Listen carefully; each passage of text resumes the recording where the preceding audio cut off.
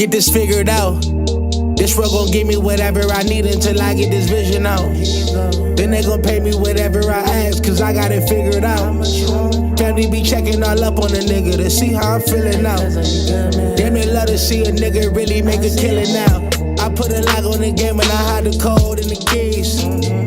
I am not playing no games, I really play this shit for keeps. That shit for me.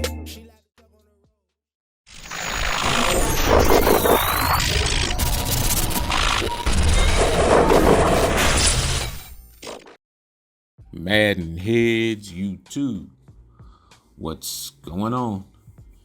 It is your boy Coach DC coming back at you today with another video. And today I think we're gonna talk about seams and corner routes.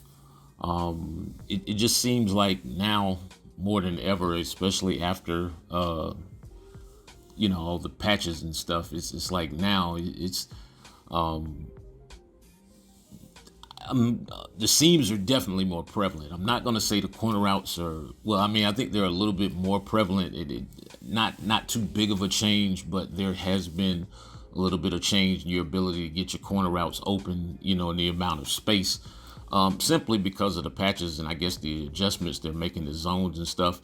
And they're just trying to make it harder for the common corner route to get open, you know what I mean? And so the corners are a little bit drifty and they're overreactive to stuff over the top. But you see right there, I mean, I've been the seam route and that kind of stuff, though. I've been talking about the seam route since like Madden 20, probably long before that, before I got on YouTube. But you can go back and see some of my oldest videos are like seam route related and stuff. But now, I think one thing that did help was the fact that they did put revamp, into Madden. And so now for me, anyway, or anybody that uses revamp, corners are a little bit easier to come by because now you at least have the ability to use leverage placement. Like the college game, the corner routes are easy.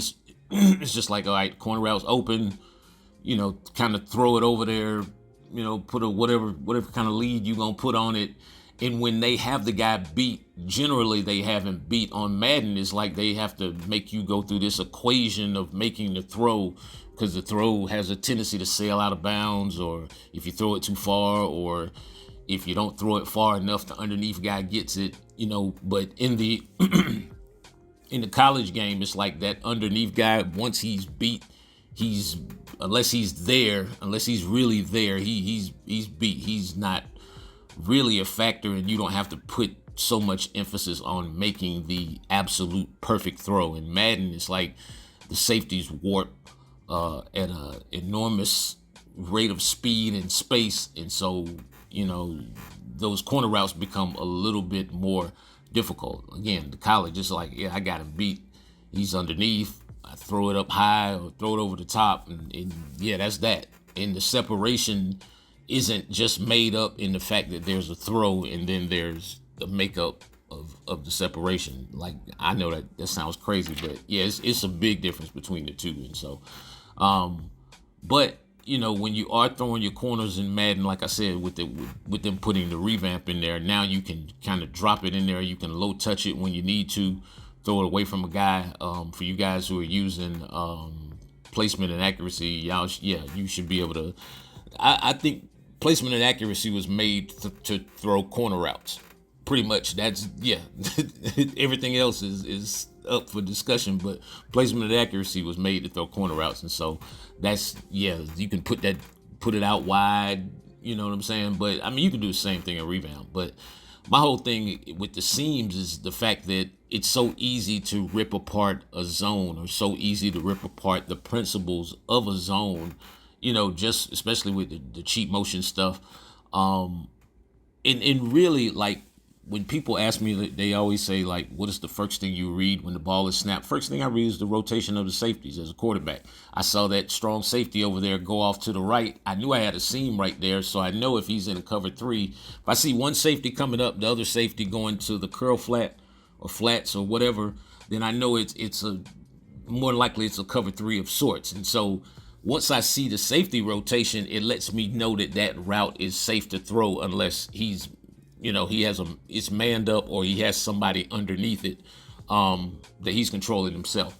But the seams provide so much leverage, and there's just varying seams. It's like those little short wheel routes that come on some of the plays.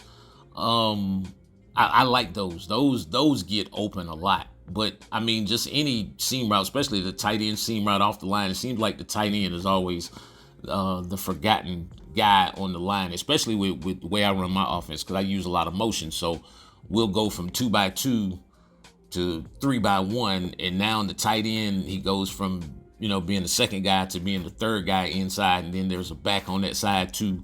And so what it does is just puts the safeties in a quandary, especially that the curl flat guy. And on this game, if you don't really make the proper adjustments in zone with your deep blues, that seam is gonna kill you all day long. It's just you won't even have a guy there. That's why you see guys posting so many cover 3 beaters on YouTube, because there's just an adjustment you guys just aren't making that you have to be aware of on this game if you want to, if you're going to play cover 3s and, you're going to play those types of zones, then you have to have your adjustments right to be able to either cover the seams yourself,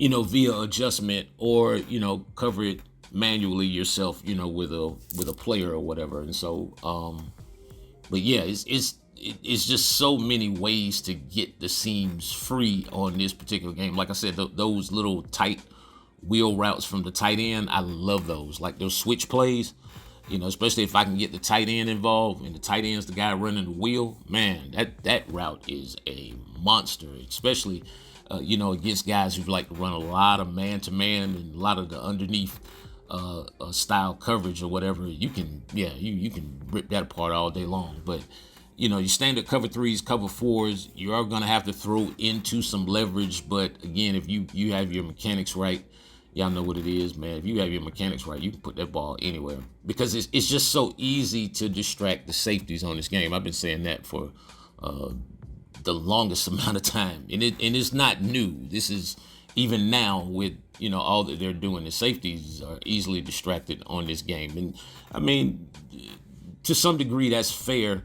I just think that the game should do a better job of understanding that every zone has match principles. There are no zones that don't have match principles. So I don't really understand when, I get it, but then, they're like, all right, we're running match. And I'm like, every zone's match. At least it should be. To a certain degree, it's like the guy comes in your area, you're playing him man-to-man to a certain landmark or whatever while he's in your area. They're all matched. They all match to a certain degree. Maybe not as far as they should sometimes, or maybe sometimes too far. But like I said, with the seams, man, the seams, if you give me a step in the seams and I know I can distract your corner, I can keep that deep blue corner from coming over and helping.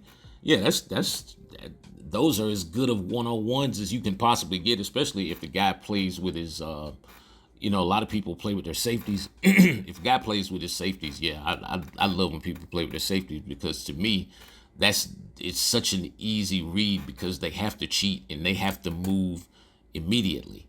But you see, like that safety rotates down there. When I see him flat, I know he's not really going back. He's in a curl flat, just a certain amount of yardage.